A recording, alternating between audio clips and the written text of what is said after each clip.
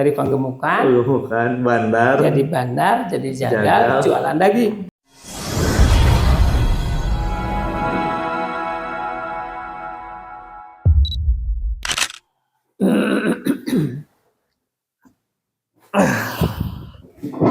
Coba dicek, pasti.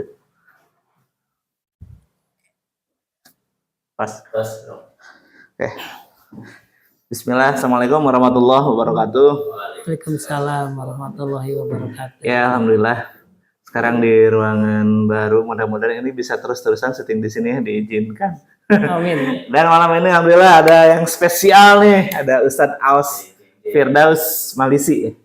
Nah, Ustadz Aos kebiasaan nih Ustadz, ini mah ngobrol aja Ustadz, jadi tegang Ustadz. Ini guru aneh nih, luar biasa, Masya Allah ya. Jadi ini kebiasaan Ustadz, kalau di podcast itu temen ayah, kita pengen tahu esensi dari nama Ustadz, kebiasaan kita. Kan Aos Firdausi ya? Firdausil Malisi ya. Iya. Nah itu tuh artinya apa Ustadz? Iya. Ini namanya unik nih, Masya Allah. Iya, ini nama ini memang pemberian dari orang tua ya. Katanya sih Aos itu awalnya dari Kausi itu kondewa busur panah gitu, yang melontarkan. Jadi sepertinya orang tua mengharapkan saya menjadi orang yang bisa melontarkan orang dengan hafalnya ke surga gitu, surga Firdaus gitu. Jadi Aos itu dari busur, kata Kausi gitu ya. Kausi, busur panah itu ya. Firdaus itu surga Firdaus. Kalau malisinya harta soalnya. Harta. Dari mal ya. Oh, Masya Allah. Luar biasa nih, Ana merinding dengar-dengarnya. Luar biasa. Nah, Ustadz, di temen ayah tuh kan pengen tahu nih sosok seorang ayah lebih dalam. Jadi dulu kita tuh sering kalau antar jemput anak tuh, jemput anak ngobrol tuh. Ada obrolan-obrolan yang luar biasa gitu kan. Dan tujuan dari teman ayah ini pengen obrolan itu diangkat, didokumentasikan, insya Allah bisa menjadi amal soleh jariah gitu. Tujuannya ke sana Ustadz. Amin. Jadi kegelisahannya muncul dari sana adanya si podcast ini. Nah, pengen tahu nih dari Ustadz Aos tuh, kan Ustadz Aos tuh punya 4 putri ya? 4 putri. Nah, pengen tahu Ustadz, apakah dulu ini Maya? Apa nih kalau menyinggung nih pertanyaannya? Bercita-cita pengen punya anak 4 putri atau memang bebas atau gimana Ustadz? Ya, enggak juga sih. Sebenarnya ini mengalir saja. Allah hadirkan, cuma memang ketika mungkin saat itu saya baru pulang kuliah ya. Saya ingat pulang kuliah, saya naik angkot di ujung Berung ya, maksudnya. Saya lihat ada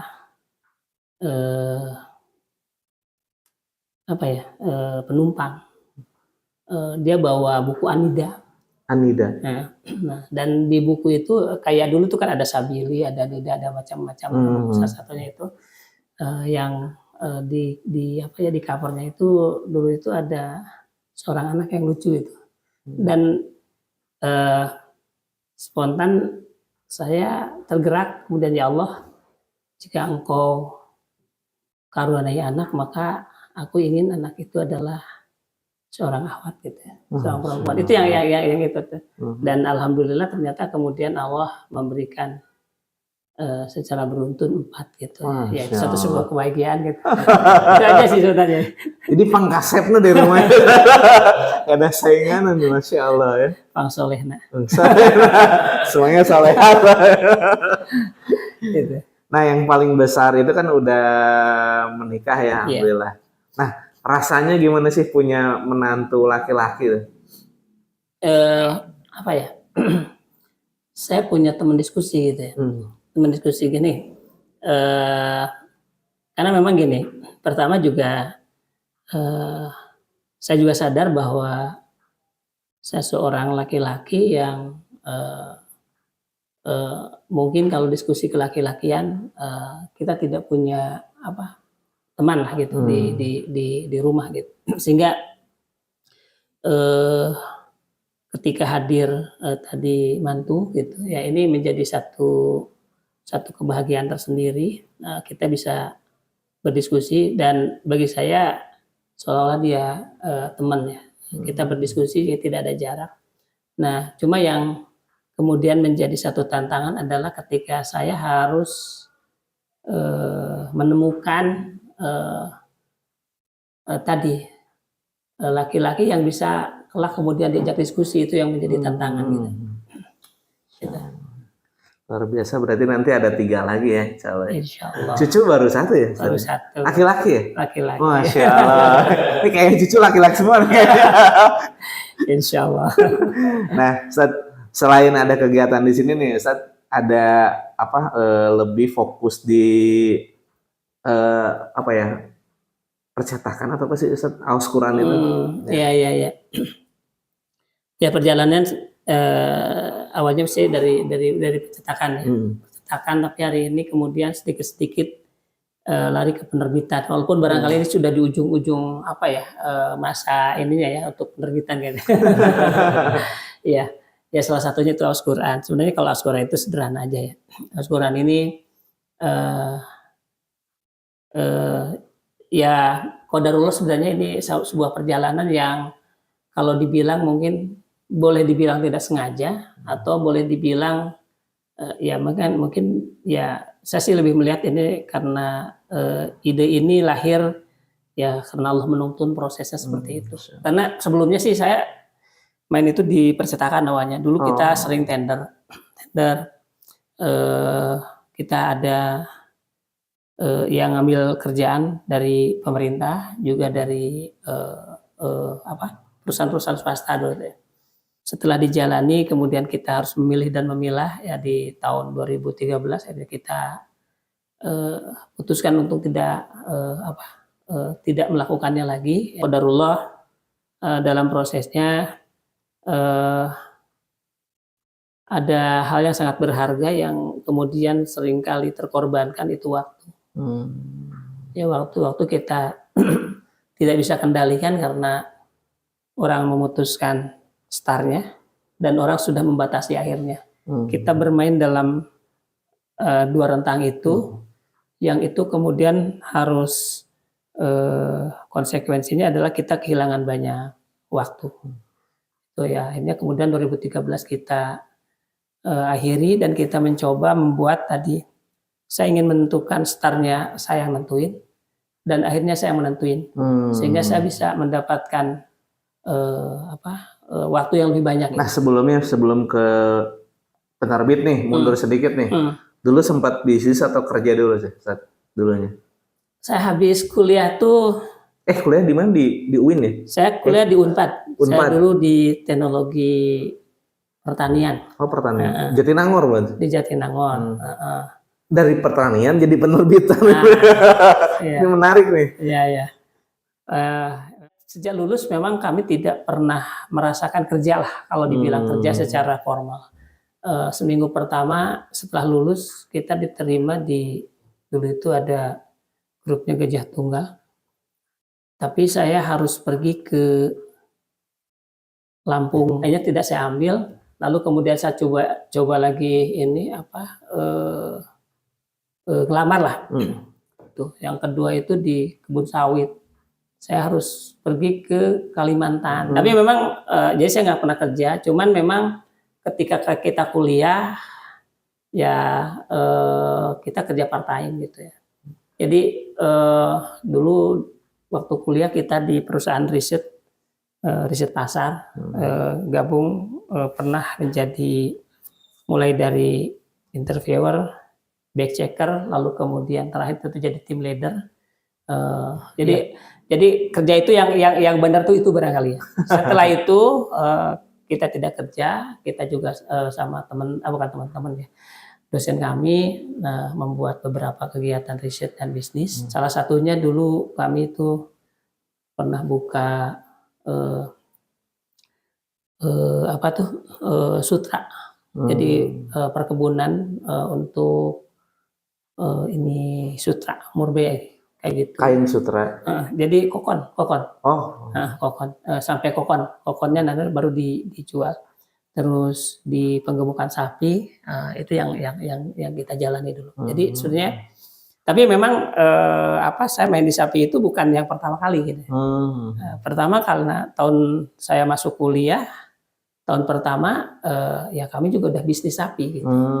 Jadi bisnis sapi dijalani sampai akhir sampai lulus lah. Bisnis sapi itu, sapi domba kayak gitu. Nah, setelah lulus baru sama dosen buat tadi kita ikut kompetisi di Iptekda di LIPI dulu tuh namanya Iptekda LIPI. Kita dapat beberapa grant pembiayaan kayak gitu ya. Salah satunya tadi ada buat untuk sutra, terus untuk aktualisasi bakteri yang bisa memecah selulotik pada hijauan. Terus kita juga dapat grant itu waktu itu tuh pakan, tapi si pakannya itu dalam bentuk kubus. Jadi ininya beginilah, singkatnya gini. Pada musim-musim tertentu kan sering kelangkaan pakan. Sementara pada saat panen ada banyak jerami yang begitu berlimpah. Tapi sayang kandungan protein pada jerami itu hanya 3%. Nah, kita ingin bahwa bagaimana kemudian kandungan proteinnya naik. Nah, maka waktu itu kita tambahin dengan bakteri yang diambil dari rumen sapi, dan dia bisa memecah serat selulotik pada hijauan sehingga si kadar proteinnya naik. Nah, kayak gitu. Nah, tapi kan tentunya si pakan tadi kan masih istilah namun bahasa Sunda mah awut-awutan lah, masih dalam gundukan-gundukan yang tidak bisa ditata dengan rapi. Akhirnya kita coba masukin ke mesin hidrolik, kita press seperti tahu. Sehingga kita bisa susun, teorinya begitulah kurang lebih. Nah, itu akhirnya kita terjunlah, ya dosen-dosen kami cukup luar biasa lah gitu ya. Saya tuh hanya anak bawah ya, saya hanya mahasiswanya yang kemudian diajak sama beliau gitu. Ya, alhamdulillah ya secara ininya produksinya sih kita sukses. Ya, karena artinya bisa meningkatkan pertumbuhan sapi jauh lebih daripada dipelihara biasa. Cuma masalahnya kita tidak pernah punya ilmu tentang bisnis. Nah, itu barangkali. Jadi otodidak semuanya. Otodidak kita semua. Jadi nggak pernah saya kerja di perusahaan yang benar-benar. Jadi dari sejak kuliah memang saya udah kerja. Pernah juga kita mendevelop perusahaan kayu dari yang biasa-biasa kita sampai kita bangun, kita beresin. Waktu itu kebetulan kita juga ikut waktu mahasiswa tuh dulu tuh ada semacam pelatihan kewirausahaan dulu tuh di ITB, di nama CSED itu, Center Entrepreneurship Development Center gitu ya. Nah, di sana saya ikut dulu, hibahnya itu kalau nggak salah dari Kementerian Pemuda dan Olahraga. Dan ya saya bangun tadi perusahaan orang lain, perusahaan teman lah gitu ya. Dibangun, dibetulin, kita dilatih manajemen dan semacamnya. Walaupun sampai kita masuk di 10 terakhir, tapi yang kemudian didanai kan tidak sampai 10 gitu. Nah itu. Tapi itu pengalaman bagi saya, kemudian itu yang membuat saya berani untuk melakukan wirausaha. Jadi nggak ngalamin lah yang namanya kerja. Nah, tadi kan Ustadz bilang bahwa merantau. Aslinya di mana sih? Saya dari Ciamis. Oh, Ciamis. Iya. Berapa bersaudara, Ustadz? Saya 5 bersaudara, semua laki-laki. Semua laki-laki. Saya anak kelima. Oh, pantesan. Anaknya perempuan semua. Karena gini, Ustadz. Saya juga dari nenek ibu itu anaknya laki-laki semua. Iya. Terus begitu ibu anaknya perempuan semua gitu. Udah tegang gitu. Ini laki-laki semua gitu anaknya. Itu ada perempuannya, alhamdulillah. Alhamdulillah. Ternyata itu mah cuma cocokologi ya. Dah yang nentuin kan Allah ya udah nentuin. Iya. Nah, baik lagi tadi Ustadz, lebih tadi kan dari mulai bisnis yang sedemikian rupa ya, pengalamannya berarti banyak saat kuliah ya, udah aktif di zaman kuliah. Nah begitu lulus langsung tadi nyoba kerja. Nah kepikiran jadi penerbit itu dari mana sih celahnya gitu, tiba-tiba kepikiran jadi penerbit gitu?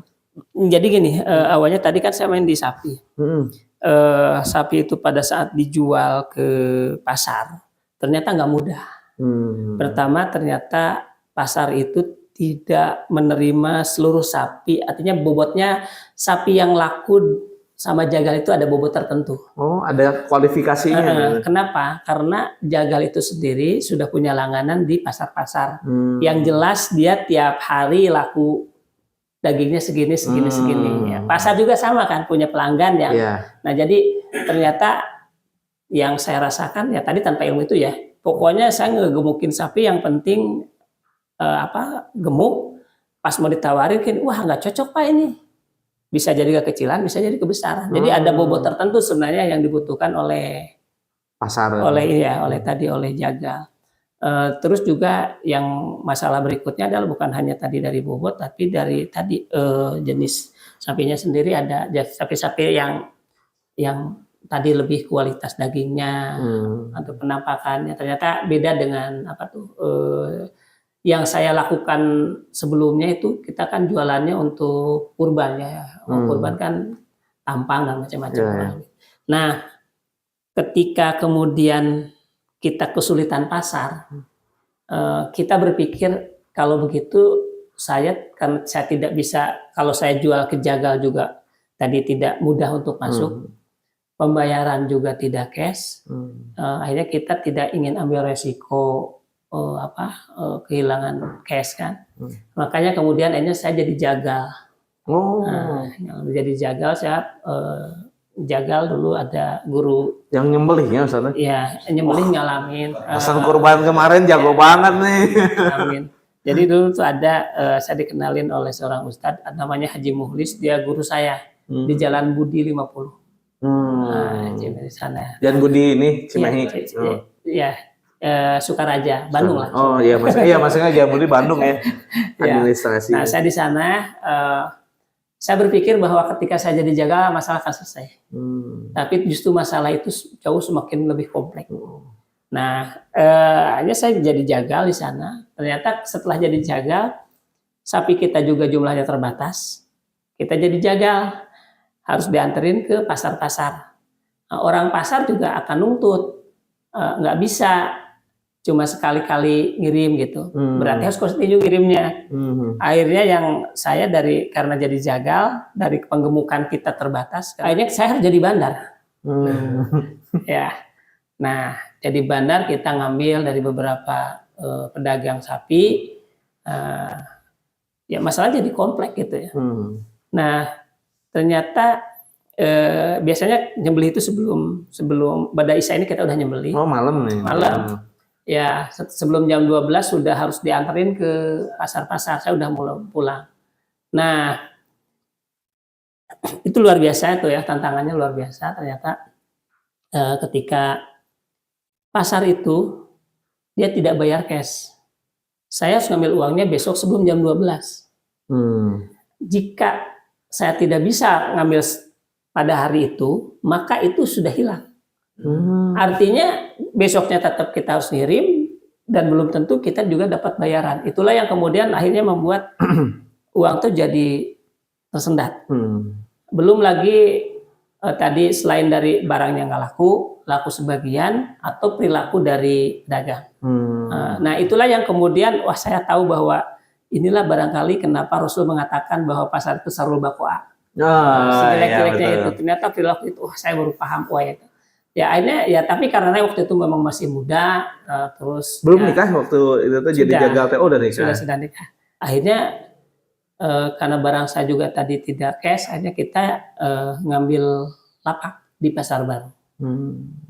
Akhirnya kita juga jualan daging. Luar biasa gitu. Jadi prosesnya jadi panjang ya. Dari penggemukan, bandar, jadi jagal, jualan daging.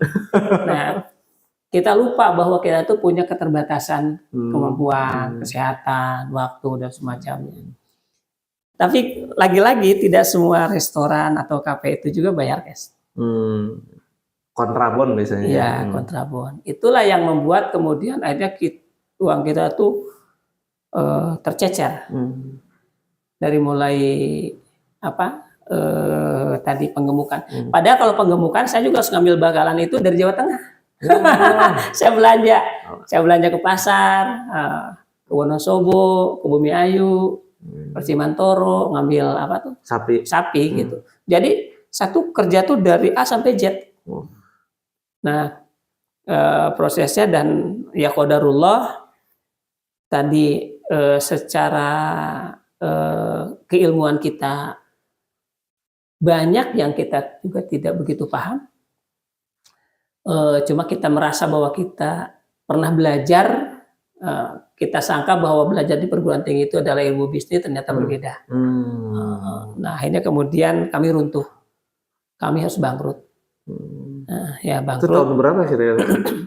Bangkrut itu sebenarnya kayaknya 2005 itu kita sudah bangkrut. Sudah bangkrut. Jadi kita mulai itu waktu itu 99-an ya. Sebenarnya 2005 sudah terseok-seok. Tapi kalau secara realita proses penjualan daging itu masih berlaku sampai 2007 sampai 2009. Walaupun saya kerjasama dengan beberapa dosen yang dosen tadi yang sangat luar biasa bagi kami. Wah, pokoknya saya banyak belajar dari beliau.